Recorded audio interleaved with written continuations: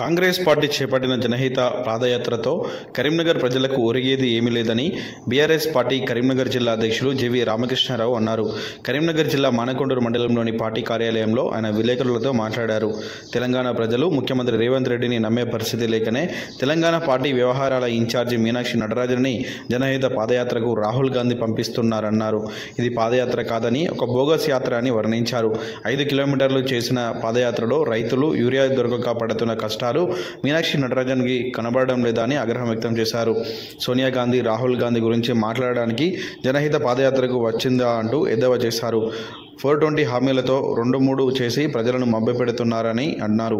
కేటీఆర్ గురించి మాట్లాడే అర్హత కాంగ్రెస్ పార్టీ రాష్ట్ర అధ్యక్షులు మహేష్ కుమార్కు లేదని కరీంనగర్ జిల్లా చొప్పదండి నియోజకవర్గంలో కాంగ్రెస్ పార్టీ చేసినటువంటి జనహిత ప్రజాయాత్ర పేరు మీద చేసిన యాత్ర, ఆ యాత్రతోటి తెలంగాణ ప్రజలకు కానివ్వండి, కరీంనగర్ జిల్లాలో ఉన్న చొప్పదండి కాన్స్టిట్యున్సీ ప్రజలకు కానివ్వండి, జరిగేది ఒరిగేది ఏమి అంటే ఏమీ లేదని మేము చెప్తున్నాం.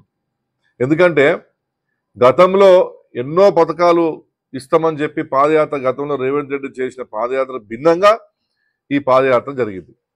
పాదయాత్ర ఎవరు చేయాలి? అధికార పార్టీలో ముఖ్యమంత్రి గారి మొహం ఇవాళ ప్రజలకు చూపించే పరిస్థితులు లేదు కాబట్టి ఇవాళ ఏఐసిసి ఇన్ఛార్జ్ అయిన నటరాజన్ గారిని ఇవాళ ప్రజాయాత్రలో పంపిస్తున్నారు. ఇవాళ వాళ్ళ యాత్రతోటి ప్రజలకు ఒరిగేది లేదు కాబట్టి అది ప్రజాయాత్ర కాదు, అది ఒక ప్రజలకు శోభ చేసే యాత్ర.